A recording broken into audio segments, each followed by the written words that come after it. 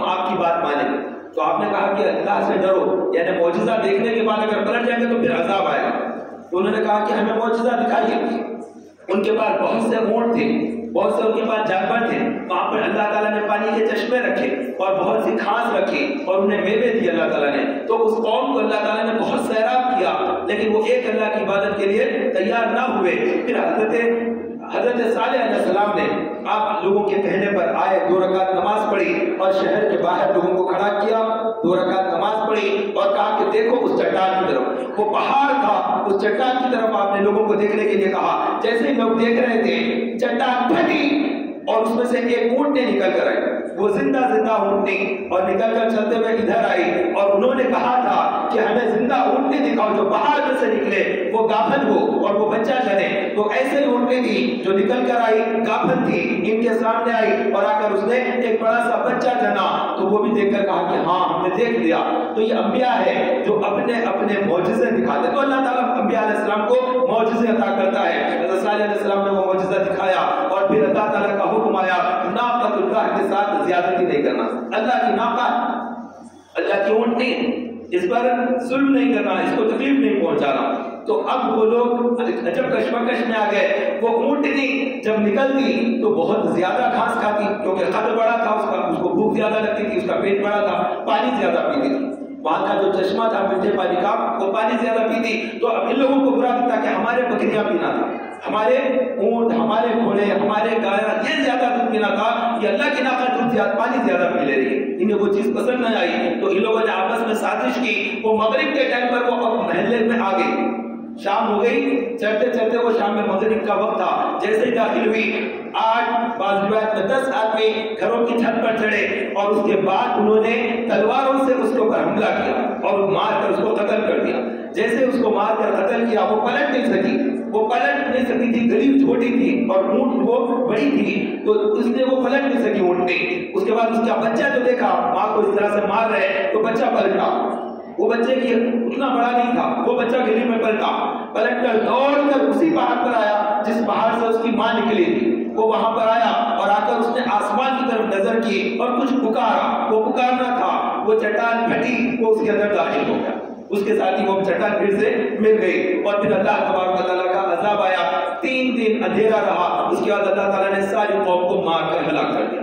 گناہ کرنے والے 10 آدمی ہوں گے، لیکن وہ ساری قوم کو اللہ تعالیٰ نے گناہ گار کہا کیونکہ وہ سب اس کے ساتھ ہی تھے، کرنے میں قتل کرنے میں ساتھ نہیں تھے، لیکن قتل کے اندر پسند کرتے تھے، اس برائی کو پسند کرتے تھے۔ جو برائی کو پسند کرے وہ شخص برا، جو اچھائی کو پسند کرے وہ شخص اچھا۔ تو انہوں نے برائی کو پسند کی تو اللہ تعالیٰ نے ان کو بھی بروں میں شمار کیا اور اس قوم کو اللہ تعالیٰ نے ہلاک و برباد کر دیا۔ تو ایسے ہی قومیں ہیں، قوم عاد، جن کو اللہ تبارک و تعالیٰ نے عذاب میں مبتلا کر دیا۔ یہ قوم بڑے بڑے گھر بناتی، پہاڑوں کو کاٹ کر گھر بناتی تھی اور اللہ تعالیٰ نے انہیں ہدایت کے لیے انبیاء کو بھیجا، لیکن وہ ہدایت کے لیے تیار نہیں ہوتے تھے، وہ نبیوں کی بات کو ماننے کے لیے تیار نہیں ہوتے۔ کتنا سمجھا لے، وہ بزد تھے، انہیں غرور تھا، گھمنڈ تھا، وہ بہت اچھے کاریگر تھے، ان کے ہاتھ میں ہنر تھا، ایسا ایک لوہے کی چیز پکڑتے اور اسے مارے تو پھر بڑے بڑے پہاڑوں کو، چٹانوں کو کاٹ دیتے۔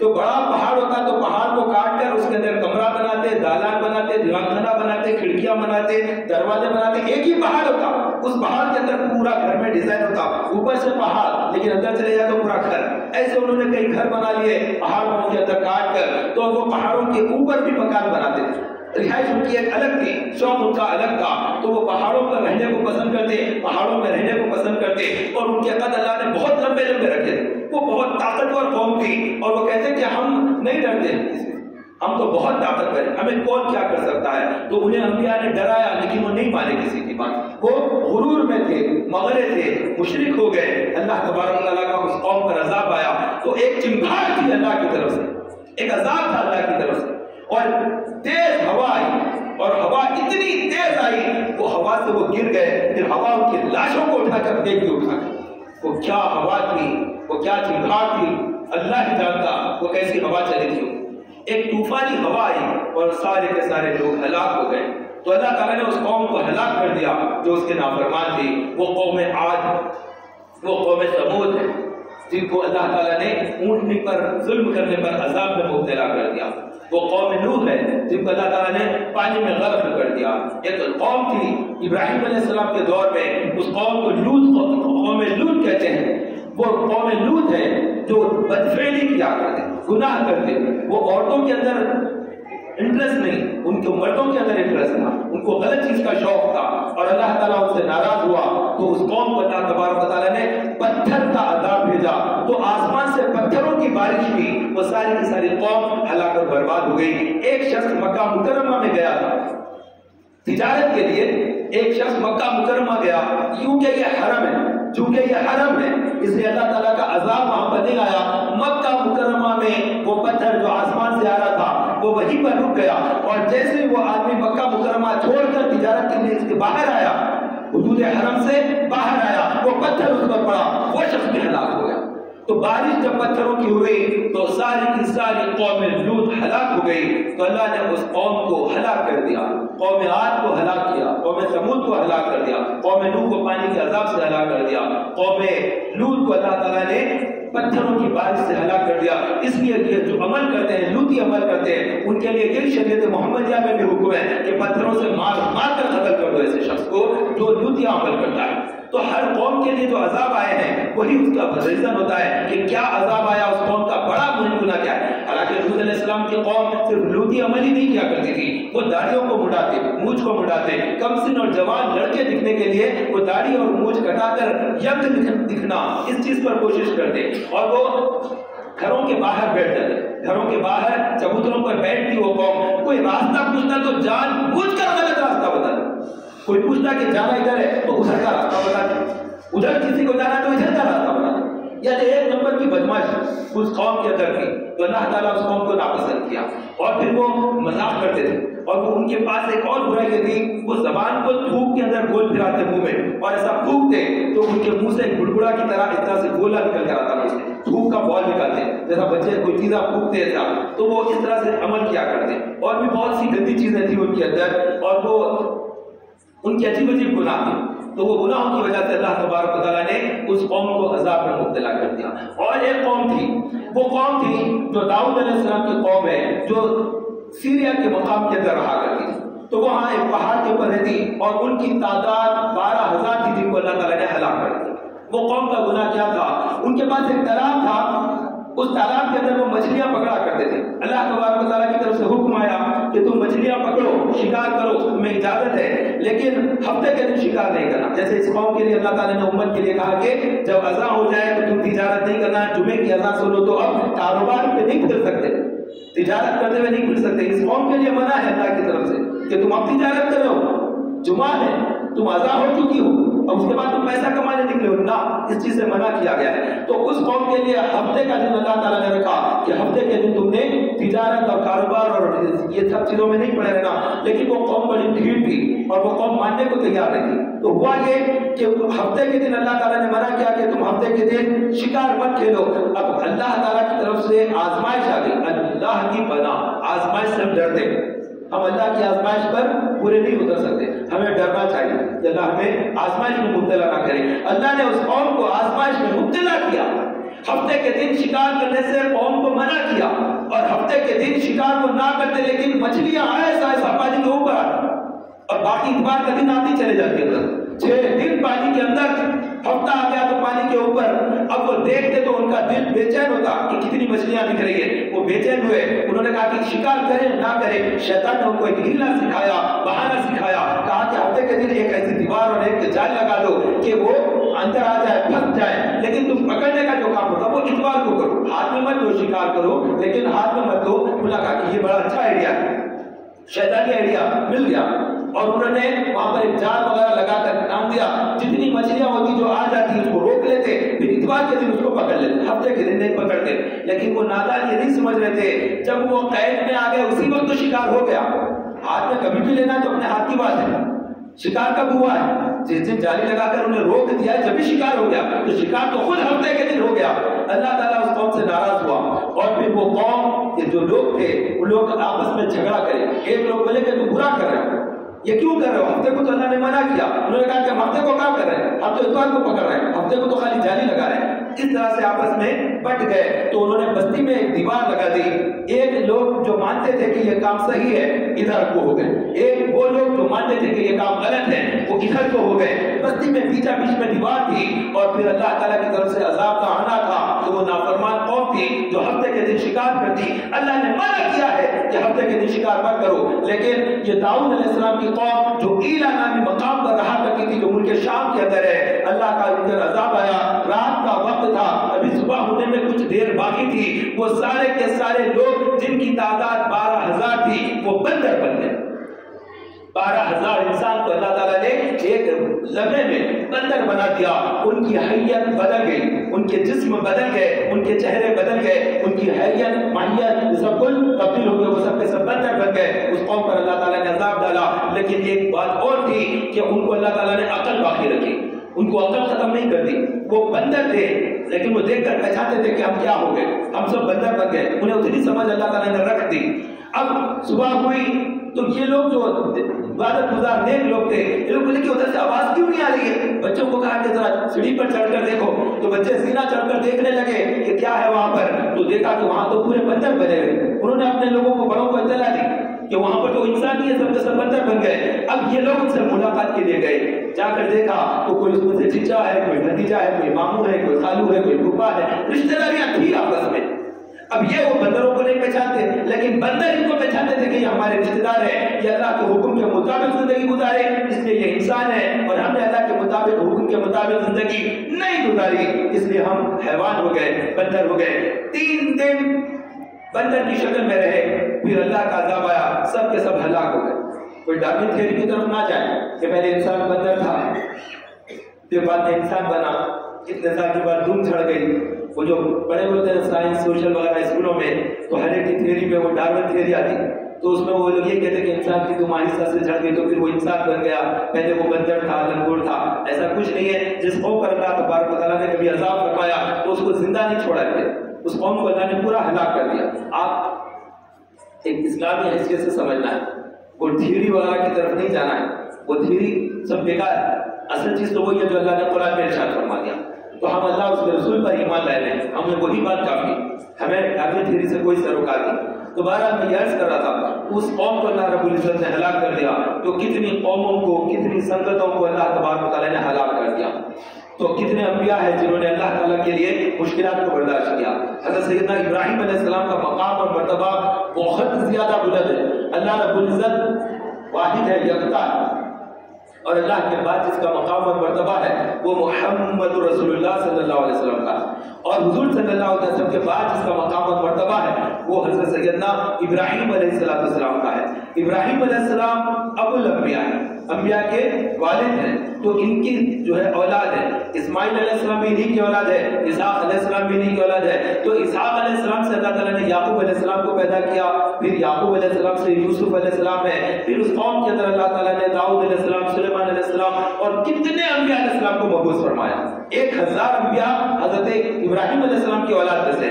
تو اتنے انبیاء، اتنے مرسلین کے وہ والد ماجد ہے، وہ جد امجد ہے، وہ دادا جان ہے. حضور اکرم صلی اللہ علیہ وسلم کے دادا جان ہے حضرت سیدنا ابراہیم علیہ السلام.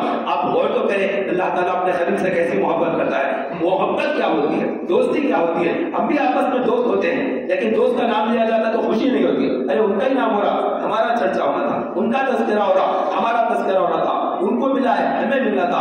دوست ہوتے ہیں لیکن حقیقت میں وہ دوستی نہیں ہوتی ہے. اللہ تعالیٰ نے جسے اپنا دوست فرمایا، اللہ نے جسے اپنا خلیل فرمایا، وہ خلیل کون ہے؟ وہ اللہ تبارک و تعالیٰ کے خاص الخاص حضرت سیدنا ابراہیم علیہ السلام. الصلاۃ والسلام علی سید الانبیاء والمرسلین. وہ انبیاء، اللہ کے انبیاء کے جو امام ہیں، وہ مرسلین کے جو امام ہیں، وہ تو رسول پاک صلی اللہ علیہ وسلم کی ذات ہے. وہ حبیب ہے، حبیب کا معاملہ جدا ہے. میں خلیل کی بات کر رہا ہوں. تو ابراہیم علیہ السلام خلیل اللہ ہے. تو خلیل کا چرچا، خلیل کا نام اتنا اللہ تعالیٰ کو پسند ہے کہ میرے محبوب کا، میرے خلیل کا چرچا ہو. تو نماز 2 رکعت پڑھتے ہیں، فجر کی 2 رکعت نماز سنت پڑھو یا 2 رکعت نماز فرض پڑھو. نماز 2 رکعت پڑھیں گے لیکن 4 مرتبہ حضرت ابراہیم علیہ السلام کا نام لینے لگایا اللہ تعالیٰ. علی ابراہیم و علی آل ابراہیم. علی ابراہیم وعلی آل ابراہیم، یعنی کتنی مرتبہ نام لیا ابراہیم علیہ السلام کا؟ 4 بار۔ نماز کتنے رکعت پڑھے؟ 2 رکعت، 4 رکعت میں 8 مرتبہ نام، 4 رکعت نماز پڑھے تو ابراہیم علیہ السلام کا نام کتنے بار لے لیے؟ 8 مرتبہ۔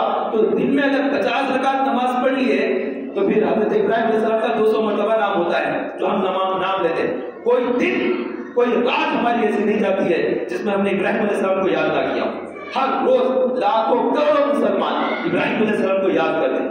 وہ ہیں ابراہیم علیہ السلام ابو الانبیاء، وہ امام ہے، وہ انبیاء کے والد ماجد ہیں، وہ اتنا بڑا مقام اور مرتبہ کا ہے وہ حضرت ابراہیم علیہ السلام۔ تو انشاءاللہ تعالیٰ ان کی بارگاہ پہ سلام عرض کرنے کے لیے میں جا رہا ہوں، میں ابراہیم علیہ السلام کی بارگاہ پہ سلام عرض کرنے کے لیے جا رہا ہوں۔ تو پیر کے دن انشاءاللہ تعالیٰ روانگی ہے، تو وہاں پر 11 دن کا سفر ہے، اللہ تبارک و تعالیٰ خیر سے یہ سفر تکمیل فرمائے۔ تو انبیاء کا مقام اور مرتبہ سب سے بلند، اور پھر وہیں پر حضرت موسیٰ علیہ السلام ہے، حضرت سلیمان علیہ السلام ہے، داؤد علیہ السلام ہے، یعقوب علیہ السلام ہے، یحییٰ علیہ السلام ہے، زکریا علیہ السلام ہے، عیسیٰ علیہ السلام جہاں پر ولادت ہوئی وہ مقام ہے، وہ حضرت مریم رضی اللہ تعالیٰ عنہ کا حجرہ ہے، اور دیگر کئی انبیاء ہیں۔ ایک غار میں 25,000 انبیاء علیہ السلام کے مزارات، ایک قبرستان میں 70,000 انبیاء علیہ السلام کے مزارات، ایسی مقدس سرزمین جس کا ہم اندازہ نہیں لگا سکتے، جس کا ہم خیال نہیں کر سکتے، ایسی مقدس سرزمین مکہ اور مدینے کے بعد جس جگہ کے سفر کے لیے اللہ کے نبی علیہ السلام نے فرمایا وہ مسجد اقصیٰ، مسجد اقصیٰ کے لیے سفر کے لیے فرمایا گیا۔ اور اللہ کے نبی علیہ السلام نے ارشاد فرمایا کہ جو بندہ مکہ مکرمہ میں مسجد میں نماز پڑھتا ہے اللہ تعالیٰ اس کو 1,00,000 نیکی عطا فرماتا ہے، جو مدینے میں عبادت کرتا ہے اللہ تعالیٰ اس کو 50,000 نیکی عطا فرماتا ہے، 1 نیکی 50,000۔ مکہ مکرمہ کی 1 نیکی 1,00,000 نیکیاں، اور مدینہ منورہ کی 1 نیکی 50,000 نیکیاں، اور مسجد اقصیٰ بیت المقدس کی 1 نیکی 25,000 نیکیاں۔ تو یہ 3 نیکیاں جو اللہ کے نبی علیہ السلام نے فرمایا وہ ہے بیت المقدس، جس کو بیت المقدس بھی کہا جاتا ہے، جسے القدس بھی کہا جاتا ہے، جسے فلسطین بھی کہا جاتا ہے، جسے انبیاء کی سرزمین بھی کہا جاتا ہے، مرسلین کی سرزمین کہا جاتا ہے، جہاں پر بہت زیادہ رسول آئے، جہاں پر بہت زیادہ انبیاء آئے، اور جہاں پر سارے کے سارے انبیاء آئے، آدم علیہ السلام سے لے کر عیسیٰ علیہ السلام تک کا خود رسول پاک صلی اللہ علیہ وسلم جہاں پر تشریف لائے وہ مسجد اقصیٰ، وہ معراج کی رات، تو معراج النبی میں وہاں پر نبی پاک صلی اللہ علیہ وسلم کو جب اللہ نے اپنا دیدار کرایا تو پہلے راتوں رات لے گیا اپنے محبوب کو شہر مکہ سے مسجد اقصیٰ۔ سبحان الذی اسری بعبدہ لیلا من المسجد الحرام الی المسجد الاقصی الذی بارکنا حولہ، پاک ہے وہ ذات جو راتوں رات لے گیا اپنے محبوب کو، اپنے بندے خاص کو مکہ مکرمہ سے مسجد اقصیٰ، جس کے ارد گرد ہم نے برکت رکھی ہے۔ تو مسجد اقصیٰ ہے، اس کے اطراف میں برکت ہے۔ تو مسجد اقصیٰ کے اطراف میں برکت کیا ہے؟ کیا ہے برکت؟ وہاں کے جھاڑ، وہاں کے پہاڑ، وہاں کے گھر، کیا چیز ہے وہاں کی بابرکت؟ ارے اصل تو برکت وہاں پر جو اللہ تعالیٰ نے رکھی ہے وہ ابراہیم علیہ السلام ہے، وہ اسحاق علیہ السلام ہے، وہ یعقوب علیہ السلام ہے، وہ یحییٰ علیہ السلام ہے، وہ زکریا علیہ السلام ہے، وہ داؤد علیہ السلام ہے، وہ سلیمان علیہ السلام ہے، جو مسجد کے اطراف میں ارد گرد جو برکت رکھی اللہ نے، ان سے بڑھ کر اور برکت کیا ہوگی؟ برکت کچھ اور نہیں، سب سے بڑی بابرکت جو چیزیں ہیں وہ انبیاء ہیں، وہ ابراہیم علیہ السلام ہے جو بابرکت ہے۔ تو اللہ تبارک و تعالیٰ نے وہ مقدس سرزمین بنائی اور اپنے محبوب کو پہلے مکہ مکرمہ سے مسجد اقصیٰ بھیجا، اور وہاں پر آپ صلی اللہ علیہ وسلم نے نماز پڑھائی، اور پھر وہاں سے آسمانوں کی سیر کرائی۔ اللہ کے نبی علیہ السلام آسمانوں کی سیر کے لیے اب جا رہے ہیں، تو 1 آسمان 2 آسمان 7 آسمانوں کی سیر کی، اور راتوں رات گئے، 7 آسمان کا سیر ہوئی، جنت اور جہنم کا مشاہدہ ہوا، منزلیں طے کی، اور اللہ تعالیٰ نے جہاں تک لے جانا تھا لے جایا، اور پھر وہاں پر قصر دنا تک آپ کو رسائی عطا ہو گئی، اور پھر دنا کی منزلیں طے کروائی، اور اس کے بعد قرب خاص میں جگہ عطا فرمائی، عرش معظم سے بلندی پر جہاں تک اللہ تعالیٰ نے چاہا وہاں تک اپنے محبوب کو بلایا اور اپنا دیدار کروایا، اور راتوں رات ہزاروں سال کا سفر لمحوں میں مکمل کیا اور سب مشاہدہ کیا، اور پھر واپس زمین پر تشریف لائے مکہ مکرمہ۔ تو پھر جس بستر سے اٹھ کر گئے تھے وہ بستر گرم، جو وضو کیا تھا وہ وضو کا پانی بہ رہا ہے، اور جو دروازہ کھول کر گئے تھے وہ زنجیر ابھی ہل رہی، لیکن ہزاروں 1 قدم جب چلتے ہیں تو 1000 سال کا سفر طے ہوتا ہے، ایسے ہزاروں منزلیں طے کر لی۔ عرش اعظم کے بلندیوں پر جا کر آئے، لیکن اس کے باوجود بھی ابھی بستر گرم ہے۔ یہ کیا ہے؟ ارے وہ نہ تھے تو کچھ نہ، وہ جو نہ ہو تو کچھ نہ ہو، وہ جو نہ ہو تو کچھ نہ ہو، وہ جو نہ ہے تو کچھ نہ ہے، جان ہے وہ جہان کی، جان ہے تو جہان ہے۔ جب وہ یہاں سے چلے گا تو زمانے میں جہان کہاں ہے؟ جان ہی ختم ہو گئی، تو وہ سب ویسے کی ویسے ٹھہر گیا، ساری دنیا ساکت ٹھہر گئی، اور پھر آئے تو پھر چالو ہوئے۔ تو وہ اللہ کے نبی علیہ السلام ہے، تو انہی سے محبت کرنا ہے اور انہی کی شریعت پر عمل کرنا ہے اور انہی کی سیرت کو اختیار کرنا ہے۔ کتابیں تو توریت بھی ہے، زبور بھی ہے، انجیل بھی ہے، اور بہت سے صحیفے ہیں جو اللہ تعالیٰ نے ابراہیم علیہ السلام اور موسیٰ علیہ السلام اور دیگر انبیاء علیہ السلام کو عطا کیے، لیکن وہ ان تمام صحیفوں پر عمل نہیں کرنا ہے، نہ وہ کتابوں پر عمل کرنا ہے۔ جس کتاب پر عمل کرنا ہے وہ قرآن مجید، اسی ایک کتاب پر ہم کو عمل کرنا ہے۔ وہ مقدس کتاب جن کی ہم پیروی کریں گے وہ قرآن مجید، وہ مقدس ذات جن کے طریقے کو ہم نے اختیار کرنا ہے وہ ذات مصطفیٰ ہے، انہی کی سیرت، انہی کی سنت، انہی کی شریعت، انہی کا طریقہ۔ نہ اس سے کوئی اچھا طریقہ آ سکتا ہے، نہ اس سے بہتر کسی کی سیرت ہو سکتی ہے، نہ ان پر نازل ہونے والی کتاب سے افضل کوئی کتاب ہو سکتی ہے۔ توریت، زبور، انجیل یہ بھی اللہ کا کلام ہے، لیکن یہ جو کلام ہے یہ عربی میں نہیں ہے۔ اللہ تعالیٰ تو ہر زبان کو جانتا ہے، وہ تو بے زبانوں کی زبان بھی جانتا ہے۔ تو اللہ تبارک و تعالیٰ نے تمام کتابوں کو عربی میں نازل نہیں فرمایا، وہ کتابوں کو اللہ تعالیٰ نے ہیبریو لینگویج میں اتارا، عبرانی زبان جس کو کہتے ہیں، جو ابراہیم علیہ السلام کی زبان ہے، جو سیدہ حاجرہ رضی اللہ عنہ کی زبان ہے، جو اسماعیل علیہ السلام بولتے تھے وہ تو عبرانی زبان بولتے تھے، ان کو صحیح میں بھی آئی تو عبرانی زبان میں آئے۔ اور جب پانی بہ رہا تھا زمزم آپ کے قدم مبارک سے، تو اسماعیل علیہ السلام کی والدہ ماجدہ نے اسے کہا تھا زمزم رک رک، تھم تھم، ٹھہر ٹھہر، زمزم، اس کا نام ہی زمزم پڑ گیا۔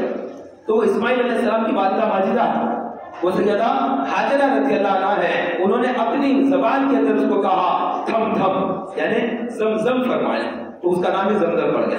اور ان کے لیے جو کتابیں آتی تھی وہ بھی عبرانی زبان میں ہوتی تھی۔ حضرت عیسیٰ علیہ السلام پر جو زبان میں کتابیں آئیں وہ لاطینی زبان ہے، لیکن جو آج بھی روم کے اندر لوگ بولتے ہیں، رومن جو لینگویج ہے وہ لاطینی لینگویج ہے، وہ لوگ وہاں پر وہ بولتے ہیں، اور جو عبرانی لینگویج ہے آج بھی چلتی ہے وہ لینگویج۔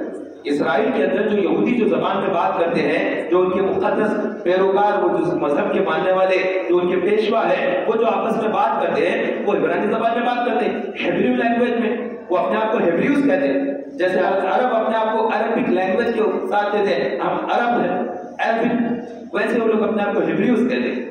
وہ قوم ہے جو نافرمان اور بڑی ضدی قوم ہے، اللہ تعالیٰ کے ساتھ ان کی لڑائی ہے، وہ اللہ سے ہی لڑتے ہیں، وہ انبیاء سے لڑتے ہیں، وہ رسولوں سے لڑتے ہیں، وہ سب سے زیادہ جس سے دشمنی رکھتے ہیں وہ جبرائیل امین اور حضرت میکائیل علیہ السلام کے دشمن ہیں، اور اللہ ان کو ناپسند کرتا ہے۔ تو وہ قوم ہے وہی وہاں پر، اور جنہوں نے بیت المقدس پر قبضہ کیا ہوا، بیت المقدس ہمارا، مسجد اقصی ہماری، لیکن انہوں نے اس پر ناجائز قبضہ کر لیا، اور وہ چاہتے ہیں کہ اس مسجد کو شہید کیا جائے، اور اس کو توڑ کر اس کے نیچے سے وہ کہتے ہیں کہ ایک اور چیز نکل کر آئے گی، اور اس کو کہتے ہیں کہ وہ ہیکل سلیمانی ہے، سلیمان علیہ السلام کا ہیکل نکلے گا اور وہاں سے ہماری حکومت آئے۔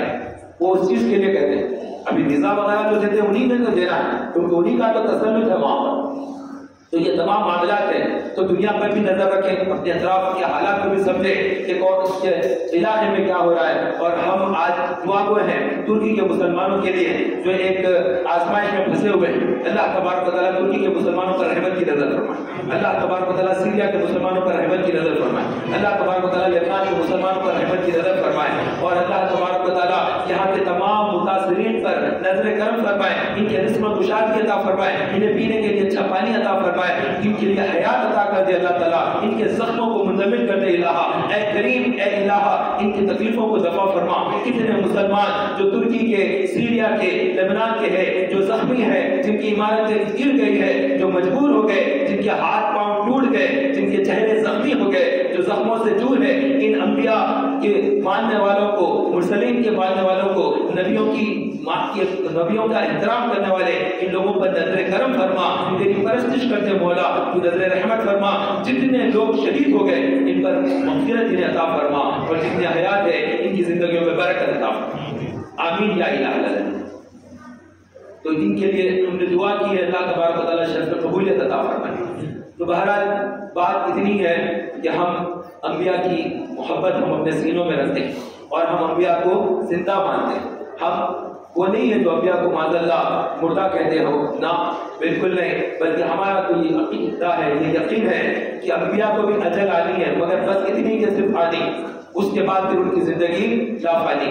ایسی نہیں کہ ہم جیسا انتقال ہو گیا ختم ہو گئے، ایسا انبیاء ختم نہیں ہو جاتے، موت ایک لمحے کے لیے آتی ہے، انہیں بھی آتی ہے، کل نفس ذائقۃ الموت، ہر نفس کو موت کا مزہ چکھ رہا ہے، انہیں نے بھی موت کا مزہ چکھا ہے، لیکن اس کے بعد پھر حیات جاویدہ ہے، اس کے بعد پھر انہیں موت نہیں ہے، پھر لمبی زندگی ہے، اور ان کی پھر اللہ تعالیٰ کی ان پر عطا ہوتی ہے، اور وہ لوگوں کو عطا کرتے ہیں، وہ دیتے ہیں، وہ اللہ کی بارگاہ میں دعا کرتے ہیں تو دعائیں قبول ہو جاتی ہیں، وہ بخشش کے لیے مانگ رہے تو اللہ انہیں ان کی زبان کو خالی جانے نہیں دیتا، ان کے کہنے پر اللہ تعالیٰ بخشش اور مغفرتوں سے نواز دیتا ہے۔ اللہ رب العزت ہم سب پر رحمت کی نظر فرمائے اور ہم سب کو بخششوں سے مالا مال فرمائے، آمین بجاہ نبی الامین وصلی اللہ تعالی۔